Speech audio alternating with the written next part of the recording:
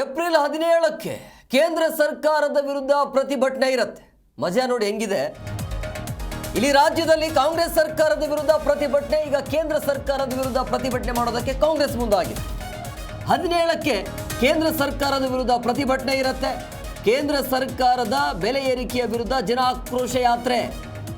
ಬಿಜೆಪಿಯಿಂದ ರಾಜ್ಯ ಕಾಂಗ್ರೆಸ್ ಸರ್ಕಾರದ ವಿರುದ್ಧ ಜನ ಆಕ್ರೋಶ ಯಾತ್ರೆ.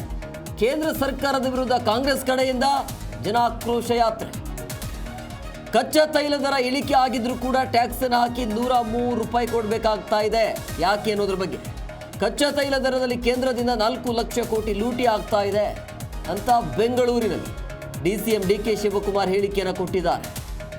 ಪ್ರತಿ ಲೀಟರ್ ದರದಲ್ಲಿ 43 ರೂಪಾಯಿ ಕೇಂದ್ರ ಸರ್ಕಾರದ ಖಜಾನೆಗೆ ಹೋಗ್ತಾ ಇದೆ. ರಾಜ್ಯದಲ್ಲಿ ಬಿಜೆಪಿ ಪ್ರತಿಭಟನೆಗೆ DCM DK ಶಿವಕುಮಾರ್ ಕೌಂಟರ್ ಕೊಟ್ಟಿದ್ದಾರೆ. ನೀವೇನು ಪ್ರತಿಭಟನೆ ಮಾಡ್ತಿದ್ದೀರಲ್ಲ, ಕೇಂದ್ರ ಸರ್ಕಾರದ ವಿರುದ್ಧ ಪ್ರತಿಭಟನೆ ಮಾಡಿ ಅಂತೇಳಿ.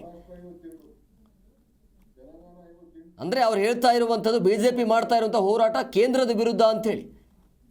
ಕೇಂದ್ರದಿಂದ ಪೆಟ್ರೋಲ್ ಡೀಸೆಲ್ ದರ ಏರಿಸಿದ್ದಾರೆ. ಸೊ ಬಿಜೆಪಿ ಹೋರಾಟದ ದಿನವೇ ಕೊಡುಗೆಯನ್ನು ಕೊಟ್ಟಿದ್ದಾರೆ ಅಂಥೇಳಿ ಆಕ್ರೋಶವನ್ನು ಹೊರಹಾಕಿದ್ದಾರೆ. ರಾಜ್ಯದಲ್ಲಿ ಕಾಂಗ್ರೆಸ್ ವಿರುದ್ಧ ಪ್ರತಿಭಟನೆ, ಕಾಂಗ್ರೆಸ್ ಕಡೆಯಿಂದ ಕೇಂದ್ರ ಸರ್ಕಾರದ ವಿರುದ್ಧ ಪ್ರತಿಭಟನೆ. ಅದು 17ನೇ ತಾರೀಕಿಗೆ.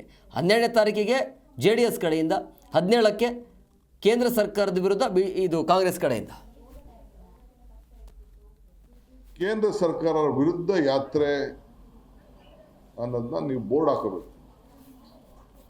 ಹೇಳಿ ನೀವು, ನಾವು ಹಾಲನ್ನ, ರೈತರ ಬದುಕನ್ನ ಉಳಿಸ್ಬೇಕು ಅನ್ನೋ ದೃಷ್ಟಿಯಿಂದ ಕೇಳಿ. ಇವರೊಬ್ರು ನಮ್ಮ ವಿನಯ್ ಹಸ್ಕೊಂಡು ಇಟ್ಕೊಂಡಿದ್ದಾರೆ, ಎಮ್ಮೆ ಇಟ್ಕೊಂಡಿದ್ದಾರೆ. ಬೂಸ ಬೆಲೆ ಎಲ್ಲ ಯಾಕೆ ಕಡಿಮೆ ಮಾಡ್ಸೋಕ್ಕಾಗಲಿಲ್ಲ?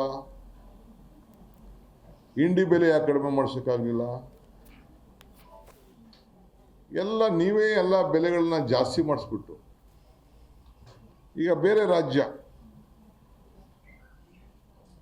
ರಾಜ್ಯಗಳಿಗೆ, ನಮ್ಮಲ್ಲಿ 42 ರೂಪಾಯಿ, ಕೇರಳಲ್ಲಿ 52, ಗುಜರಾತ್ 53, ಮಹಾರಾಷ್ಟ್ರ 52, ತೆಲಂಗಾಣ 58, ಅಸ್ಸಾಂ 60, ಹರಿಯಾಣ 56, ಮಧ್ಯಪ್ರದೇಶ 52, ಪಂಜಾಬ್ 56, ಉತ್ತರ ಪ್ರದೇಶ 56, ಗುಜರಾತ್ 53.